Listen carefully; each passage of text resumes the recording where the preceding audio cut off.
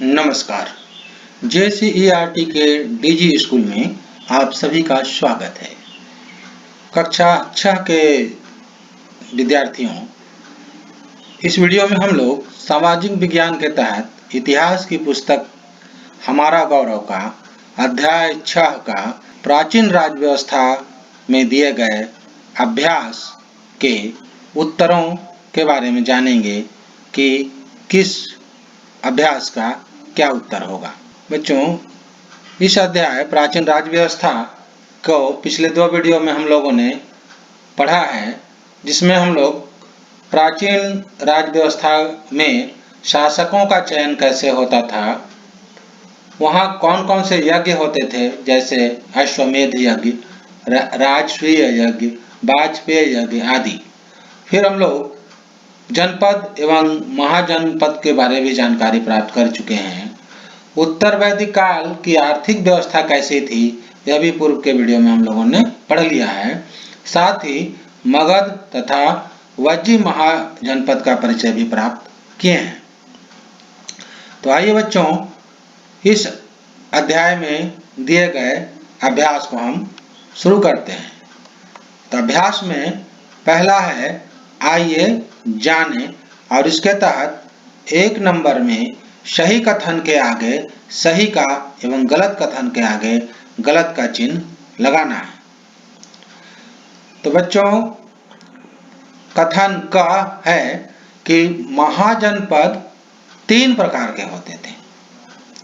अगर आप ध्यान से पढ़े हैं और इस वीडियो में ध्यान से मेरी बातों को सुने हैं, तो आप बता पाएंगे कि यह कथन सही है या गलत है। बच्चों, महाजनपद 3 प्रकार के होते थे, यह कथन गलत है, क्योंकि महाजनपद 2 प्रकार के होते थे। कथन ख, उत्तर वैदिक काल में पशुपालन का महत्व कम हो गया था।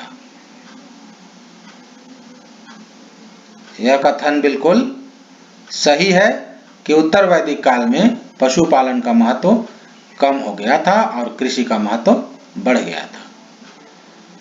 कथन ग, 4 आश्रमों का विवरण सर्वप्रथम जाबालोपनिषद में मिलता है। यह कथन भी बिल्कुल सही है कि 4 आश्रमों का विवरण सर्वप्रथम जाबालोपनिषद में मिलता है। कथन घ, उत्तर भारत 14 बड़े महाजनपदों में विभाजित था। बच्चों, यह कथन गलत है। उत्तर भारत 16 बड़े बड़े जनपदों में विभाजित था। तो यह था बच्चों सही कथन के आगे टिक का एवं गलत कथन के आगे क्रॉस का चिन्ह लगाइए। अब प्रश्न 2, यहाँ प्रश्नों के उत्तर संक्षेप में देना है। और प्रश्न का है, राजा अश्वमेध यज्ञ क्यों आयोजित करता था? और इसका उत्तर है कि राजा अपनी साम्राज्य सीमा के विस्तार के लिए, मतलब अपना क्षेत्र बढ़ाने के लिए और राजा के रूप में प्रतिष्ठित होने के लिए अश्वमेध यज्ञ आयोजित करता था। प्रश्न ख, कुरु जनपद में कितने जन शामिल थे? उनके नाम लिखिए। कुरु जनपद में 2 जन शामिल थे, उनके नाम पुरु एवं भरत। प्रश्न ग, महाजनपद काल में राज्य किन लोगों से कर यानी कि टैक्स वसूल करता था? किसानों, पशुपालक, शिकारियों, व्यापारियों और कारीगरों से राज्य महाजनपद काल में कर वसूल करता था। प्रश्न घ, गणों की सभाओं में समाज का कौन सा वर्ग भाग नहीं ले सकता था? गणों की सभाओं में स्त्रियां, दास और कर्मकार यानी कि मजदूर भाग नहीं ले सकते थे।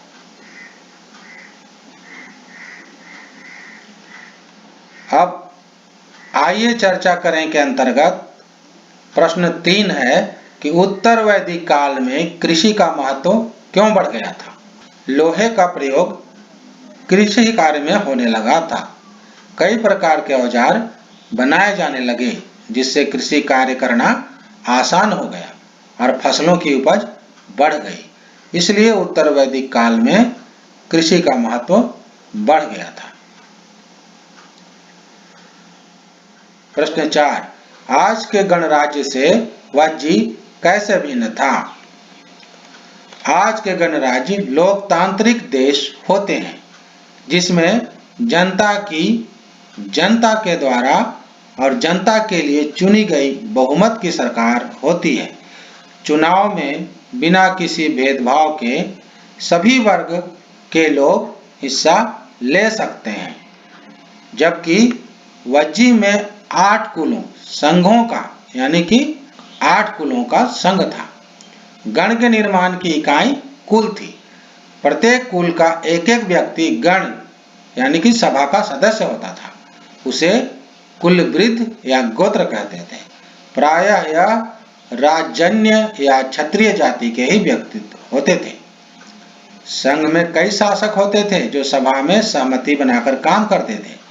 गणों की सभाओं में स्त्रियां, दास और कर्मकार भाग नहीं ले सकते थे।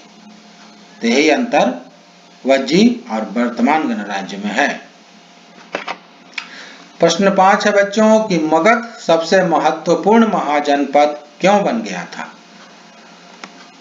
तो मगध सबसे महत्वपूर्ण महाजनपद बन गया था, उसके कई कारण हैं, जिसमें पहला कारण था कि इसके गंगा बेसिन में स्थित होना, जहां गंगा और सोन नदियां बहती थी।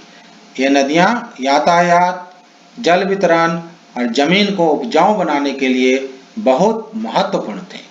उपजाऊ होने के कारण यहाँ भूमि कर यानी कि भूमि पर लगने वाला टैक्स की दर अधिक थी, जिससे राजा को अधिक आय होता था।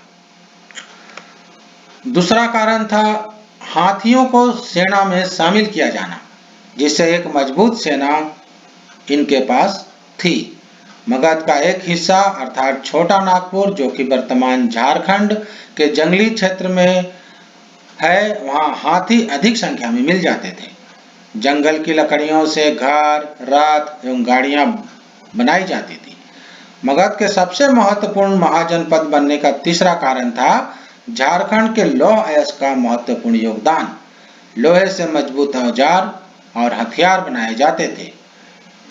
चौथा कारण था मगध का अन्य क्षेत्रों के साथ मजबूत व्यापारिक संबंध, जो उनकी आर्थिक समृद्धि में सहायक था। तो ये सभी कारण मगध के महत्वपूर्ण बनने के पीछे थे।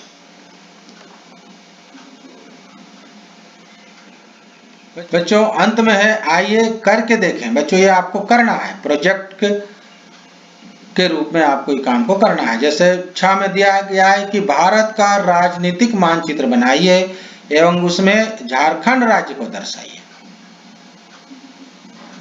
झारखंड कहाँ स्थित है ये आप समझ लीजिए और मानचित्र में इसको दिखलाइएगा। 7वां है, विश्व के 5 गणतंत्रीय देशों की सूची तैयार कीजिए।